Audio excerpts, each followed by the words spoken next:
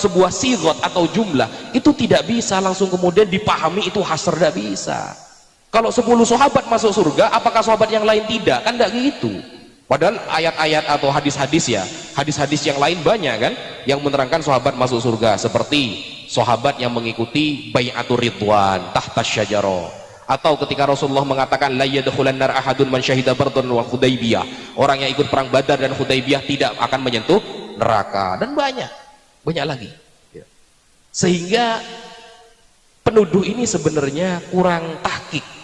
Padahal salah satu syarat menjadi seorang nasabah, ya ini adik-adik mungkin nanti di rumahnya punya cita-cita ingin buat nakobah ya, tapi jangan nakobatul asyraf. Kalau nakobatul asyraf kan keturunan Nabi, mungkin nakobatul Fir'aun, Namrud ya, mungkin adalah mungkin itu.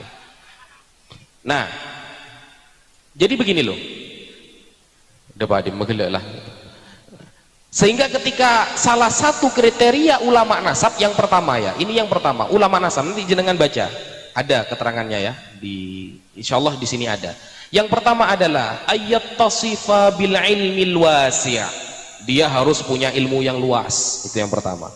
Wa yatabahhar fima yaktubuh, dia harus benar-benar mendalam tentang apa yang dia tulis. Wa ayyakuna daqiqan fi itsbatihi, harus teliti ketika menetapkan itu. Muhaqqiqan fima yudawwin, ketika menulis dia itu harus sudah benar-benar tahqiq. Wa qawiyan bihujjatih, harus kuat hujahnya, bukan diajak debat 3 hari 3 malam malah kabur 3 hari 3 malam ya. Mustakmilan li syuruti ilmin nasab wa dhawabitihi wa thawabitih, harus sesuai dengan kriteria ilmu nasab ya, thawabitnya, aturan-aturannya, dhawabitnya, batasan-batasannya dan lain sebagainya. Harus mustakmilan, harus sempurna mengikuti ulama nasab, bukan ulama yang sedang mencari nasib begitu. Nah, jadi dari syarat pertama saja sudah gak bisa, apalagi syarat kedua, dia harus amanah, tidak disuap. Wah, ini tambah berat, ini tambah berat. Dan bahkan dia sampai mengatakan begini di dalam kitab Al-Wad'u fin Nasab yang ditulis oleh As-Sayyid Haidar Al-Hashimi, Husain bin Haidar Al-Hashimi, orang yang diam atas kepalsuan nasab seseorang maka dia akan berdosa, fayakunu ahadal kadzibin, kata dia. Nah, ini gak baca sampai hatam kitabnya. Ternyata di kitab itu DNA ditolak, semuanya ditolak, cara-cara yang dia tetapkan di kitab itu ditolak. Sehingga ketika ada orang yang tidak yang membaca kitab belum tahqiq, apalagi tidak sampai hatam, itu susah, memang susah. Dia akan menetapkan sebuah kaidah itu cabang pribadi ya, tidak mengikuti kriteria ulama yang kredibel dalam bidangnya. Dan di dalam tulisan ini sudah saya sertakan juga, kalau memang minta kitab sezaman di sini juga ada ya, sudah saya sertakan di sini, ada kitab sezaman, manuskripnya juga ada yang jenengan pegang. Kemudian selain kitab sezaman yang sering mereka ajukan mengenai nasabah alawi itu apa? Akhlak. Mereka mengira kalau keturunan Nabi itu maksum gitu loh. Ini kita belajar bertahun-tahun di pesantren, gak ada keturunan Nabi itu maksum, gak ada. Nanti yang dikritik Habib Rizik ya, Habib-habib yang mereka jadikan oknum itu dikritik tuh habis-habisan. Masa keturunan Rasulullah seperti ini? Nah, ini kan sudah keluar dari konteks. Akhlak dengan nasab gak ada bedanya. Sangat beda kok, gak ada bedanya. Sangat beda, akhlak, nasab. Nasabnya meskipun sambung kepada Rasulullah, tidak kemudian menunjukkan dia itu akan menjadi ahlu ta'ah. Banyak dari kalangan habaib yang kemudian tidak taat, ada. Lalu apakah sampai taraf membatalkan nasabnya? Jangan, nanti masuk kepada ta'an fil ansab. Makanya Al-Fakir sejauh ini ketika bertemu dengan para habaib ya, kalau ada habaib kemudian salah, ya sudah salah, jangan dibela. Kalau dibela salah jenengan. Ada habaib mencaci maki seumpama, tidak bisa. Kitab mana yang kemudian menghalalkan caci maki gara-gara dia keturunan habaib? Tidak bisa, gak ada itu. Dicari sampai saya poligami gak ketemu itu, gak ketemu. Begitu. Jadi akhlak-akhlak, nasab-nasab Sayyid Muhammad bin Alawi Al-Maliki ini riwayatnya thiqah karena saya tahu dari supirnya langsung. Dan yang bercerita ini juga ulama Al-Habib Ali ya, bin Muhammad Al-Habasyi yang punya pesantren Riyadhus Shalihin Ketapang Probolinggo. Nah, beliau itu kan sering nyupiri Sayyid Muhammad. Beliau ketika mondok di Sayyid Muhammad, beliau bilang, Sayyid Muhammad ini kalau ada Habib yang mondok di rumah beliau, nasabnya itu suruh taruh di Indonesia. Mondok-mondok, tapi jangan bawa-bawa nasab sehingga kemudian dia nanti malas belajar. Kan begitu. Itu teori Sayyid Muhammad. Sayyid Muhammad kurang alim gimana? Gitu. Meskipun kata Kiai Imad, ya, kata si penuduh nih, Sayyid Muhammad itu nasabnya sahih, meskipun tidak ada di kitab manapun katanya. Nah, kan geli kayak gitu itu. Giliran Ba'alawi kitabnya banyak dibatalkan. Giliran ke Sayyid Muhammad mungkin karena tidak pernah kontra dengan dia, meskipun gak ada kitabnya, tapi keturunan Rasulullah. Akhirnya cara terakhir, ketika beliau ya si penuduh ini menentang tulisannya Lora Ismail Al-Khalili, salah satu penetapan nasab dengan cara sholat istikharah kata dia. Nah, sholat istikharah lah. Kalau pas mimpi Abu Lahab gimana? Ya. Kan ruwet kan gitu. Tidak punya standar yang jelas. Sholat istikharah. Kalau sampai penetapan nasab pakai sholat istikharah bahaya saudara gitu. Karena kita ini mimpinya itu etompe absa'ab biasanya. Masa kita keturunan absa'ab kan enggak gitu.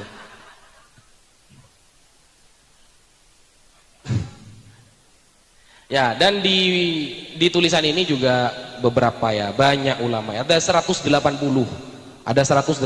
para ulama yang menetapkan nasab Sadah Ba'alawi, dan 140 kira-kira itu dari non Ba'alawi. Jadi yang menetapkan Sadah Ba'alawi ini bukan hanya dari kalangan Sadah Ba'alawi, tapi banyak dari luar Sadah Ba'alawi, yaitu ulama-ulama yang sudah internasional.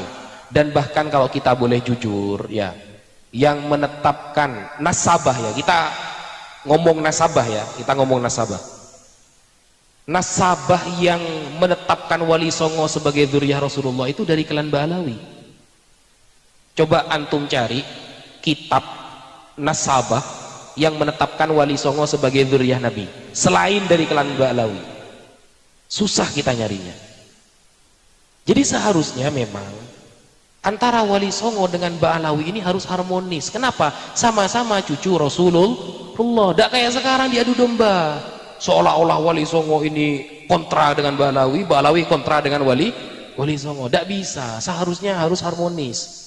Karena kalau kita lihat dari sejarah-sejarah dulu ya, jangankan antara cucu Nabi, ulama dengan dzurriyyah Rasulullah itu sangat harmonis loh. Ketika Zaid bin Thabit bertemu dengan sahabat Abdullah bin Abbas, dicium tangannya. Sahabat Abdullah Abbas dicium tangannya oleh Zaid bin Thabit. Hakadza umirna an naf'ala bi ahli baiti nabiyina. Beginilah cara kita diperintahkan untuk menghormati ahlul bait, keluarga ahlul bait nabi kami. Dibalas kan sama sahabat Abdullah bin Abbas. Sahabat Abdullah bin Abbas memuliakan sampai memegang kuda atau untanya sahabat Zaid bin Thabit karena beliau ulama, dituntun oleh sahabat Abdullah bin Abbas. Wa hakadza naf'alu bil ulama. Beginilah cara kita memperlakukan para ulama harmonis. Imam Ahmad bin Hanbal tertulis di dalam kitab Al-Adabus Syar'iyyah wal Minahul Mar'iyah yang ditulis oleh Imam Ibnu Mufli Al-Maqdisi. Ketika suatu saat Imam Ahmad mau keluar masjid, ada seorang sayyid yang kecil, Imam Ahmad nunduk, tidak mau keluar duluan. Lalu mempersilahkan sayyid ini, mari sayyid duluan. Yang sayyid kecil ini bilang, ya la, antum aja, antum kan ulama, antum duluan. Tidak mau. Lebih menghormati sayyid yang masih kecil. Ini Imam Ahmad yang beliau itu hafal ribuan hadis. Beliau muhaddis, punya kitab namanya Al-Musnad. Masa masih mau bertanya dalil kepada Imam Ahmad? Sehingga sampai si penuduh mengatakan tidak ada hadis Nabi yang mengatakan wajib menghormati keturunan Nabi. Gak ada katanya. Bukan gak ada, belajarnya di Google dia itu. Padahal kan di kitab-kitab banyak kan, khairukum khairukum li ahli min ba'di, paling baiknya kalian yang paling baik kepada keluargaku setelah aku mati. Hadis hasan, rawahu as-Suyuti wal Haythami.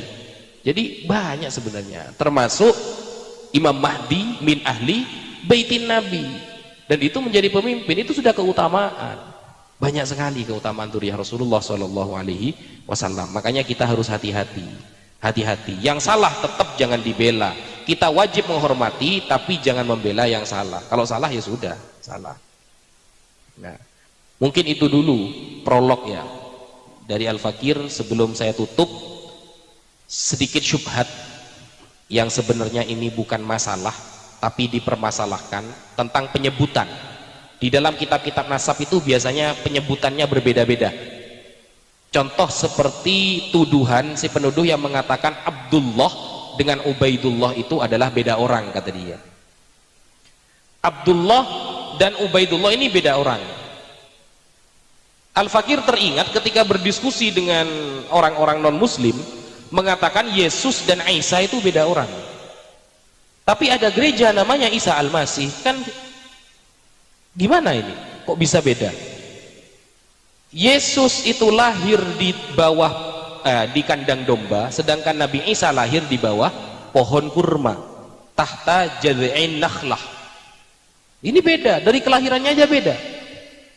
Padahal Yesus dari kata Yesu' dijadikan bahasa Arab, caranya ya dengan cara huruf terakhir dialihkan ke depan, maka menjadi Aisu. Karena orang Arab berat mengatakan kasroh kemudian domma, maka dibaca Isa, artinya orang yang diselamatkan. Musa itu kan bahasa Ibrani.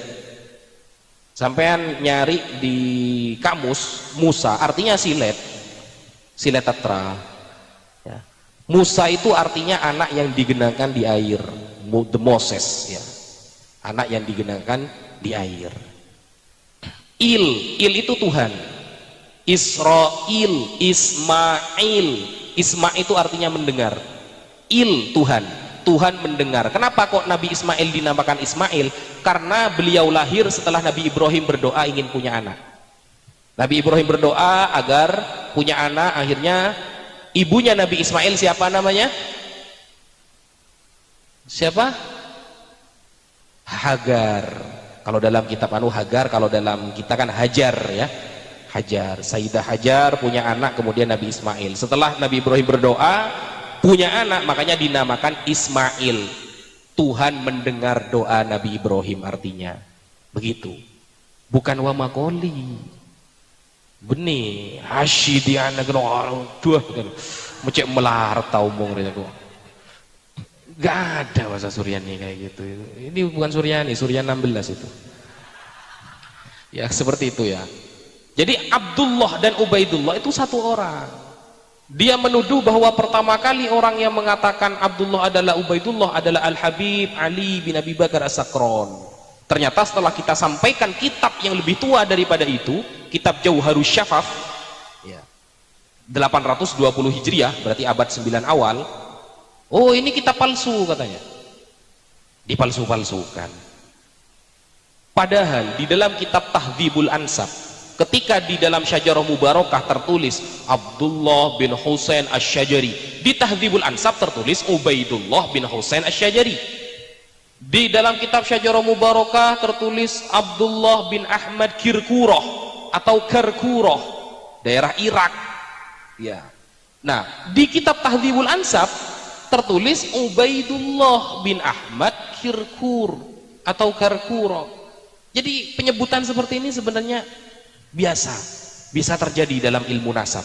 Kadang Abdullah, kadang Ubaidullah, kadang Abdullah, begitu.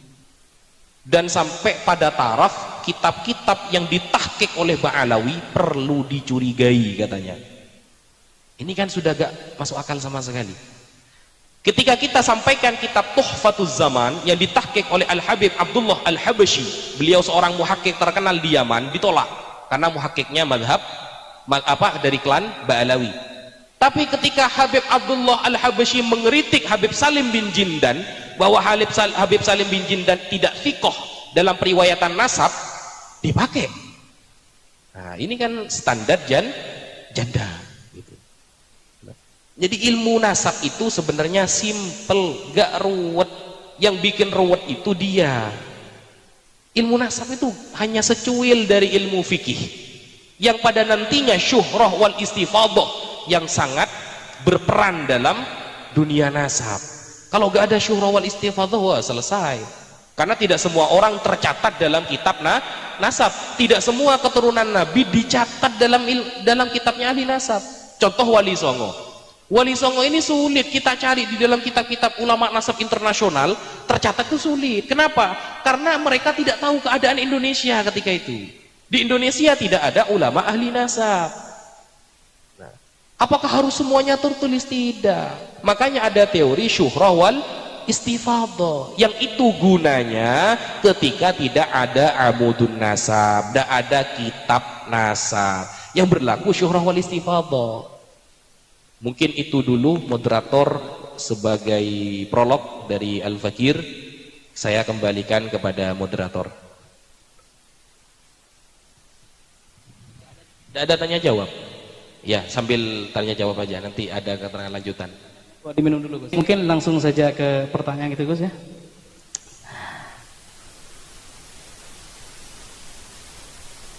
Pertanyaan pertama. Siapa pencetus tata cara meneliti nasab, dan kenapa jika menggunakan cara itu keabsahan nasab bisa diterima? Jadi saya ulang, pencetus metodologi, mungkin ini ya, metode peneliti atau metode penetapan nasab, mungkin itu. Atau siapa pencetus tata cara meneliti nasab, dan kenapa jika menggunakan cara itu nasab itu bisa diterima? Oke. Bismillahirrahmanirrahim. Jadi begini, ini memang pertanyaan yang sering terjadi di dunia pesantren, Ustaz. Siapakah pencetus pertama? Siapakah pencetus pertama? Seperti itu biasanya. Padahal andaikan tahu itu gak ada efeknya sebenarnya. Begini, contoh teori ya, seperti syuhrah wal istifadah, kemudian seperti ayyurokhatun nasabah, pengakuan seorang ayah, atau bayyinah syar'iyah, itu semuanya murni ilmu fikih. Murni ilmu fikih. Dan ketika kita lihat, memang tidak ada sejauh yang saya pelajari ya, dari kitab Tahdhibul Ansab lil Ubaidili, Al-Muntaqilah At-Talibiyah, kemudian As-Suluk, kemudian Raudhatut Talib, Umdatut Talib, fi Nasabi Abi Talib, tidak ada disebutkan siapakah pencetus pertamanya. Coba dicek di kitab-kitab nasab-nasab itu yang disebutkan semuanya itu, tidak ada kemudian awwaluman ansha'a hadhil qaidah hadza wa hadza, tidak. Teori itu kemudian berkembang dan menjadi sebuah kesepakatan. Contoh Imam Ibnu Inabah di dalam kitab Umdatut Talib, beliau itu abad 67 lah gitu ya. Beliau di dalam halaman terakhir Risalatu Ahlin Nasab, halaman terakhir kitab itu, beliau menyebutkan istilah-istilah tadi seperti Sahihun Nasab, Makbulun Nasab, dan yang lain sebagainya itu. Lalu kemudian teori-teori ini banyak disepakati banyak orang. Padahal ya, kalau kita boleh jujur, sebenarnya yang sangat perhatian kepada nasabnya itu banyak dari kalangan ulama-ulama Syiah. Banyak dari kalangan ulama Syiah yang sangat perhatian terhadap nasab, tapi mereka fiqh dalam nasab. Teori ilmu hadis pun ketika diriwayatkan oleh orang Syiah, tapi dia tidak menyebarkan kebid'ahannya ya, kemudian dia memang setelah dicek fiqh dan jujur dalam hal itu, selesai masalahnya. Jadi sejauh yang saya baca di berbagai kitab-kitab nasab, tidak pernah disebutkan ada awaluman ansya'a, siapakah pencetus ini, pencetus itu, tapi semuanya menggunakan hadis. Seperti belajar ilmu nasab itu menggunakan hadis. Rata-rata semua kitab nasab di awal-awal itu menyebutkan satu hadis, ta'allamu ansabakum tasilu arhamakum, itu yang dijadikan dalil sampai semua ulama gitu yang mau membahas nasab itu. Sama dengan itu Ustaz, teori mutawatir, Al-Quran mutawatir, siapakah pencetus pertama bahwa Al-Quran itu wajib mutawatir? Coba Pencetus pertama bahwa Al-Quran itu wajib mutawatir. Padahal mutawatir ini tawaturnya ini pun masih tahtal khilaf bainal ulama. Tawatur gimana maksudnya gitu. Ya. Saya pernah bertemu dengan salah satu santri dan dia murtad, naudzubillah. Santri itu pinter, baca kitab pinter, tapi murtad. Akhirnya dia bertanya begini, sebutkan satu hadis saja bahwa Bismillahirrahmanirrahim di dalam surah Fatihah itu mutawatir. Kalau ada, saya akan kembali kepada Islam. Itu pertanyaannya. Jadi sejak itu saya belajar banyak tentang istilah tawatur. Siapa sih yang pencetus pertama? Tidak ada gitu. Jadi itu sebuah konsep yang kemudian disepakati oleh para ulama karena melihat kejadian di zaman Nabi ketika menyampaikan riwayat, para sahabat mengatakan sampulana rijalakum. Ya. Sampaikan rijal kamu dari siapa? Sekelas Sayyidina Umar saja pada waktu penetapan satu apa namanya itu ya. Ketika itu sahabat Hudzaifah bin Al-Yaman datang kepada Sayyidina Utsman mengabarkan bahwa di luar banyak orang yang membaca Al-Quran sudah tidak sesuai dengan yang diajarkan Rasulullah, kemudian membakar semua Al-Quran yang tidak sesuai dengan lisanu Quraisy. Sayyidina Umar saja mengajukan, tidak punya saksi, tidak punya bukti, tidak bisa, harus punya bayyinah syar'iyah, harus begini. Nah, teori silsilah, teori riwayah ini ya, teori riwayah seperti itu sudah ada prakteknya di zaman Nabi. Tapi kalau ditanyakan siapa yang pertama kali mencetuskan apa namanya itu Al-Quran harus mutawatir, susah jawabannya gitu. Sejauh ini tidak kita temukan di dalam kitab Ulumul Quran ya siapa pencetus pertama gitu. Jadi yang saya pahami setelah ini yang saya pahami ya, nanti kalau Anda menemukan ya gak apa-apa.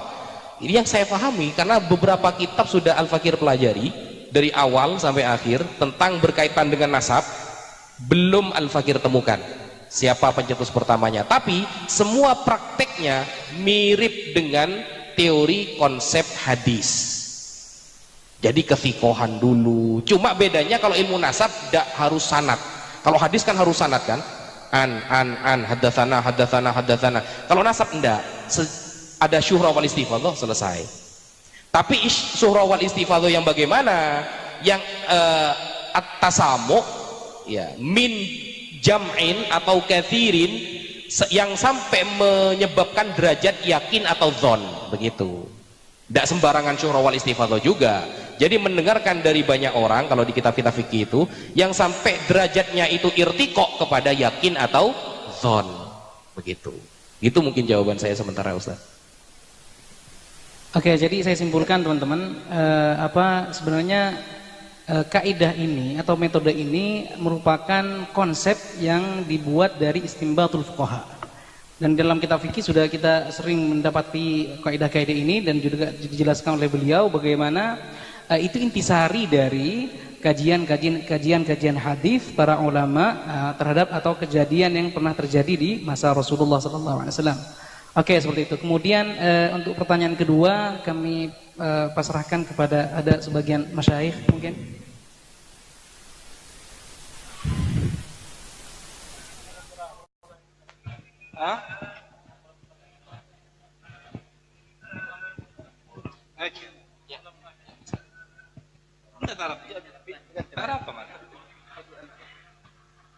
Bismillah, Assalamualaikum warahmatullahi wabarakatuh.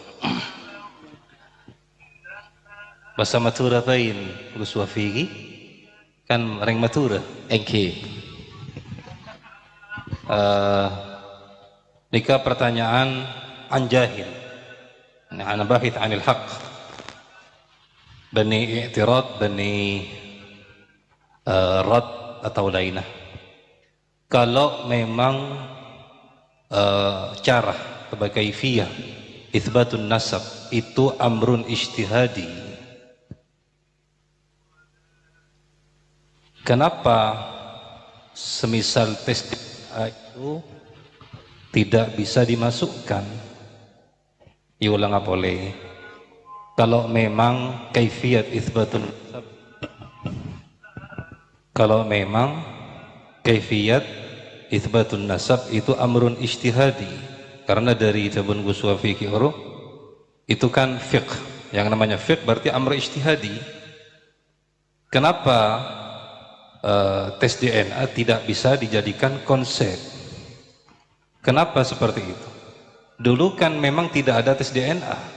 Dulu di zaman ulama, andaikan ada, pasti dijadikan metode. Nah sekarang ada, kenapa tidak bisa dijadikan juga? Coba nyona ada. Oke, Bismillahirrahmanirrahim. Yang pertama, kenapa tes DNA al-basmah al-wirafiyah itu tidak bisa dijadikan sebagai penetapan nasab jauh? Yang pertama, yang membuat sendiri mengatakan tidak bisa, tidak valid. Yang kedua, tes DNA ini kan hologroup. Kenapa kok tidak bisa ini? Jadi Al-Fakir katakan dari awal, sesuatu yang tidak menyebabkan kepada dhon atau yakin, maka tidak akan diterima oleh fikih. Kita contohkan nikah lewat video call contohnya. Nikah lewat video call itu kan sudah benar-benar tahqiq seharusnya. Kenapa kok kemudian para ulama mayoritas tetap harus wajib hadir fi majlisil aqdi, kan seperti itu. Nah, sehingga fikih itu tidak anti kepada sains, fikih itu tidak anti kepada era globalisasi, tetapi ketika sebuah alat secanggih apapun untuk menetapkan sesuatu tidak irtiqo kepada dhon atau yakin, maka tidak akan pernah dipakai oleh fikih. Itu kehati-hatian para ulama, ikhtiyar. Sehingga di dalam salah satu kitab yang digunakan, yang dipakai oleh kiai itu, isi menuduh orang Banten itu, ya para kacoplosan lah, di dalam kitab Al-Wad'u fin Nasab yang ditulis oleh Ali Sayyid Al-Husain bin Haidar Al-Hashimi. Jadi kita memang memiliki teori, kita dari dulu memang diajarkan kalau bukan kepada pakar kita tidak boleh bertanya. Al-Quran saja menggunakan fas'alu ahla dzikri in kuntum la ta'lamun, dan itu hanya ada di dalam Al-Quran. Bertanyalah kepada orang yang paham Quran kalau kalian tidak tahu, dan itu tidak pernah ada anjuran seperti itu dalam agama lain, untuk kehati-hatian. Nah, di sini di dalam kitab Al-Waq'u fin Nasab li Sayyid Husain bin Haidar Al-Hashimi, yang awalnya dia si penuduh itu menggunakan kitab ini untuk membatalkan nasabah alawi, ternyata di dalam kitab ini halaman 17 dikatakan aqarrul biologiyun, nah etes di inau gitu ya, aqarra al biologiyun, para ahli biologi mengakui at-tara'iq al-anifah, semua cara-cara yang sudah dipakai oleh ahli nasab. Bayangkan, ahli biologi tidak ada satupun yang menentang cara-cara penetapan nasab yang digunakan oleh ulama nasab. Tetapi ketika mereka wa amma tilkal lati yakunu maradduha lil ansab al-ma'idah bitahalil al-makhbariyah atau al-basmah al-wirafiyah, tapi ketika nanti menggunakan tes DNA, genetik, biologi untuk nasab yang jauh, yang ba'idah, maka mereka tidak boleh. Kenapa? Tidak ada ketahkikan, tidak bisa. Apalagi hologroup ini akan berganti setiap beberapa tahun. Bagaimana kemudian kita tahu hologroupnya Nabi Ibrahim, kita padahal kita ke jasadnya aja tidak pernah nyentuh. Bagaimana kita menetapkan bahwa J1 adalah keturunan dari Rasulullah, padahal di daerah Israel orang-orang Yahudi pun banyak yang J1, dan kita dapat sampelnya dari mana? Karena kita tidak pernah ketemu Nabi. Jadi karena ini banyak polemik, tidak bisa kemudian mencetuskan suatu hukum yang paten, makanya tidak dipakai. Orang biologinya saja tidak terima, dan mereka mengakui semua kaifiyatu isbatin nasab yang sudah disampaikan oleh para ulama. Ini keterangan dalam kitab Al-Waq'u fin Nasab, yang kitab ini juga dijadikan istidlal oleh si penuduh. Sekian.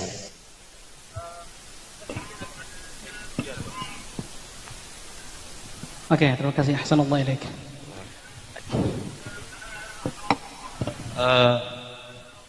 Nabangah tadi Agus. Beberapa tahun yang lalu Al-Habib Rizik Syihab hafizahullah, beliau mengatakan sebetulnya ada sampel Nabi, ada sampel Nabi yang bisa dijadikan standar. Misalnya rambut Nabi. Nah, jadi rambut Nabi bisa dijadikan sampel. Intinya kita bisa tahu dari rambut Nabi itu genetiknya seperti apa. Nah, artinya beliau Al-Habib Rizik mengatakan bahwa dengan cara itu bisa, dengan cara itu bisa dijadikan standar sekali itu. Ya, jadi begini, Al-Fakir menyampaikan barusan, sampel itu salah satu bukti pertama dulu nanti. Itu yang pertama. Yang kedua, yang perlu digarismiringi, bahwa hologroup itu akan berubah. Itu ketika kita pelajari, dan kemarin sudah dijelaskan secara panjang lebar di Nabawi TV, itu bisa ditonton. Kenapa hologroup itu selalu berubah? Itu tidak bisa menjadi kepastian. Yang pertama. Yang kedua, ternyata penjelasan Habibana Rizik itu bukan tentang nasab yang jauh. Itu bukan tentang nasab yang jauh. Dan itu juga potongan video sih. Itu lebih ke potongan video. Sama seperti Keimat, aduh disebutkan lagi.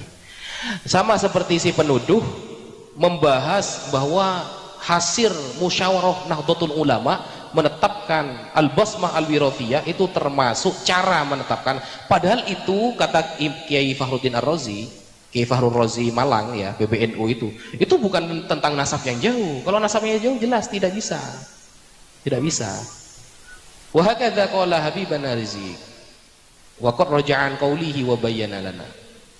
Kira-kira seperti itu, Kiai.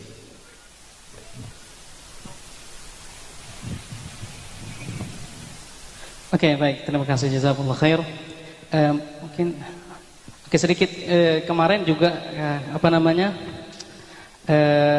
mungkin DNA ancestry gitu ya, juga lestari bahasukan kemudian di Nabawi TV dan dijelaskan para ahli-ahli yang ahli DNA juga yang menyatakan DNA ancestry itu DNA jauh tidak bisa dijadikan patokan seperti itu. Oke, itu yang mungkin dijelaskan oleh Gus Wafi tadi. Kemudian kita lanjutkan teman-teman kepada pertanyaan yang berikutnya. Oke. لو سمحت وفي يسير بس. Bismillah. Bismillahirrahmanirrahim. Assalamualaikum warahmatullahi wabarakatuh. Waalaikumsalam warahmatullahi wabarakatuh. Ya Sidi, abtina pengaburan fi ja'matur. Engki. Abtina pada pertanyaan sekali. Sana harus jawab ringkas saus karena menghemat waktu tak pun apa. Eki Kak Dito tersangka, penuduh Kak Dito. Penapaan di status kharikun lil ijma' sehingga beliau qaula ta'mutabar. Terus yang nomor 2, penapah kelakuan beliau yakni pengaburah at-ta'nu fil ansab Kak Dito ki ampun tetap punapa ki hanya masyubhat.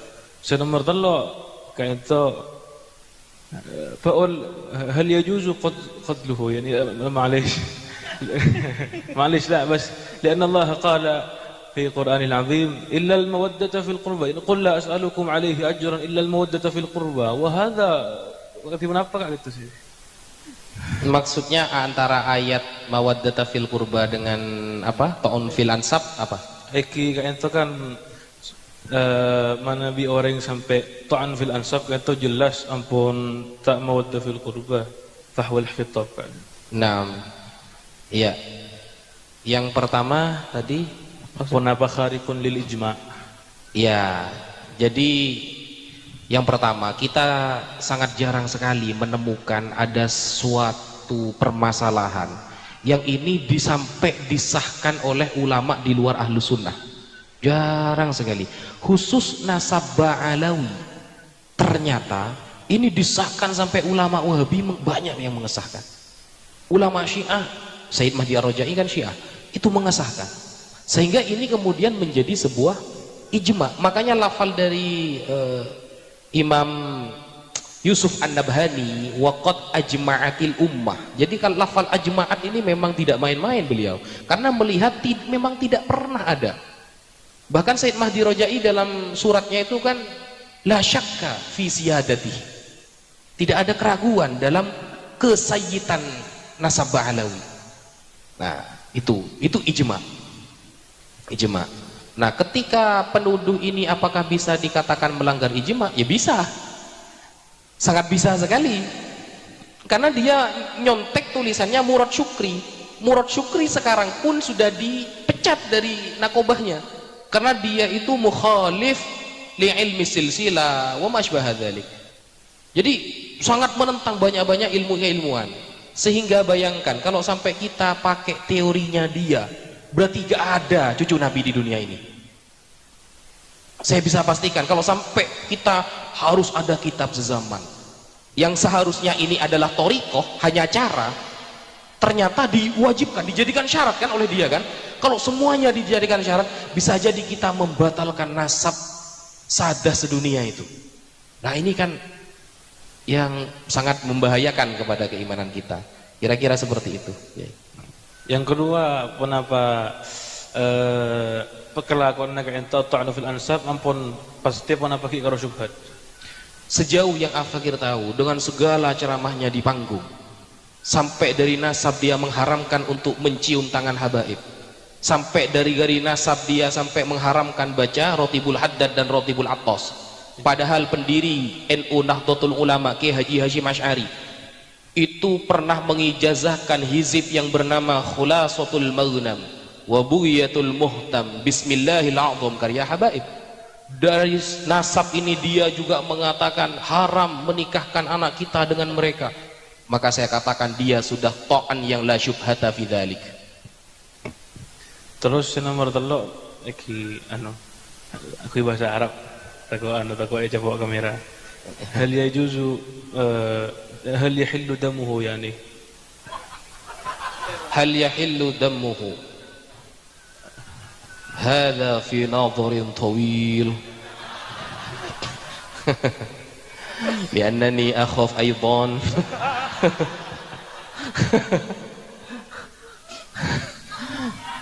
Akhafu wa akhsha ba'da an atakallam thumma qussira video. Jadi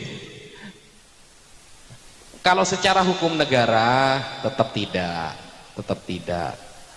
karena kalau mengikuti KUHP itu sebenarnya dia itu sudah masuk ke pasal penghinaan, adu domba, meresahkan banyak orang, dan ras, apa namanya itu ya, menyerang ras ya, rasis, masuk sebenarnya itu sudah. Jadi kita pasrahkan kepada hukum negara ya, seperti itu seharusnya. Tapi apalah daya, karena di belakangnya mungkin ada orang-orang yang melindungi dia, bisa jadi. Jadi sampai sekarang pun Al-Fakir punya keyakinan mungkin pada akhirnya kita akan berdiskusi di pengadilan nanti. Pada akhirnya kita akan berdiskusi di pengadilan. Kadang saya berpikir ketika dia sudah mulai keliling-keliling nasab Wali Songo, dipindah ke sini, dipindah ke sana. Mungkin sekarang Wali Songo di akhirat itu bilang, ada cedek emak atang nasabnya bobo melolo deh. Malah bingung gue. Karena kenapa? Karena memang ini sudah jauh dari ranah ilmiah. Ini sudah to'an, hakikatu to'an seperti ini. Kita sudah ditampakkan oleh Allah hakikatu to'an ada memang. Jadi kata di dalam Al-Quran al-abtar gitu itu sekarang terjadi gitu. Sekarang terjadi. Jadi untuk menjawab yahillu damuhu amla, qad bahastu walam ajid. Kira-kira begitu. Satu lagi, mohon izin. Bisa masuk? Bisa. Silakan. Bismillahirrahmanirrahim. Mohon maaf, saya bukan ahli genetik, tetapi saya terus mengikuti perkembangan polemik ini, terutama di persoalan tes DNA. Saya terus menggali informasi-informasi yang coba saya dapatkan tentang tes DNA ini. Barangkali nanti apa yang saya temukan beda dengan yang ditemukan Gus Wafi, mohon pencerahannya. Sampai terakhir detik ini saya mencari, ternyata belum pernah dilakukan tes DNA terhadap jasad Rasulullah Shallallahu Alaihi Wasallam. Itu belum pernah. Saya coba menggali terus ini. Sampai kemudian ada pertanyaan tadi, ada beberapa peninggalan jasad beliau yang sampai sekarang masih terkenal itu, seperti di Turki ada rambut dan lain semacamnya. Ternyata juga sampai saat ini belum dan tidak dibolehkan dilakukan tes DNA oleh semua pemerintah yang memiliki peninggalan jasad Rasulullah. Alasannya satu, karena menghormati jasad beliau yang sangat mulia, sehingga nanti akan menimbulkan polemik-polemik yang tidak diinginkan. Itu. Kemudian yang kedua, ternyata kenapa tidak dilakukan tes DNA itu? Karena tes DNA itu untuk yang jauh, yang baik tadi seperti disampaikan, itu akan memunculkan ikhtilaf. Banyak pakar yang menyatakan bahwa jasad yang sudah lama itu apabila dilakukan tes DNA itu sudah rusak, tidak bisa. Itu banyak pakar. Walaupun ada yang mengatakan bisa, tapi banyak. Sehingga yang ini kemudian tidak dilakukan karena muncul polemik. Dan terbukti itu sudah beberapa pakar melakukan uji tes DNA terhadap beberapa mumi yang ada di Mesir.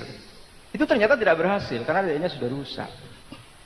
Ini yang kemudian kenapa tes DNA itu tidak dilakukan, dan saya setuju kalau kemudian dalam fikih itu tidak ada metodologi Islam yang mengharuskan tes DNA itu dijadikan syarat. Saya setuju itu karena ini berbahaya menurut saya. Ini yang saya temukan. Mungkin Kiai Abdul Wafi nanti sudah mendapatkan hal yang lain tentang ini yang saya dapatkan. Kemudian yang kedua, ternyata polemik nasab ini kan sudah lama, bukan sekarang. Bahkan polemik nasab Ba'alawi itu sudah muncul di tahun 1910. Bahkan itu berlangsung lama, sampai tahun 1930, berlangsung 20 tahun. Di masanya Ahmad Surkati. Ahmad Surkati itu adalah seorang Arab yang juga tinggal di Indonesia, tapi non Sayyid.